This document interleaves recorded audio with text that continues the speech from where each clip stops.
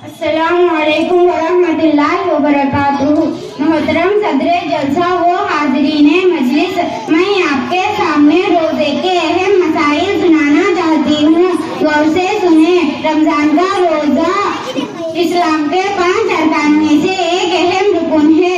रमजान के रोज़ों का हुक्म सन 2 हिजरी से आया है।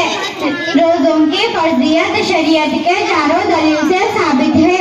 कुरान मजीद से साबित है, हदीसे नबवी से साबित है, इजमाए उम्मत से और कियास से भी साबित है। रोजे का लग़वी मानी रुकना है और इखलासी मानी इबादत की नीयत के सुबह सादिक से गुरूब आफ्ताब तक खाने पीने और जिमा करने से रुके रहना है। रोजे में 2 काम फर्ज ही। नंबर 1 नियत करना, नंबर 2 खाने पीने और हमबिस्तरी करने से रुके रहना। रोजे में 6 सुन्नतें ही। नंबर 1 सहरी खाना, नंबर 2 सहरी देर से खाना मगर वक्त खत्म होने से पहले पहले खा लेना।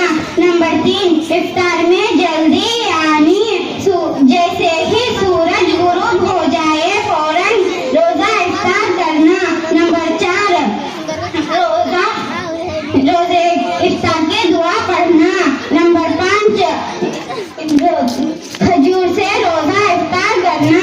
नंबर 6 रोजा रखकर नेकी के काम जिक्र तिलावत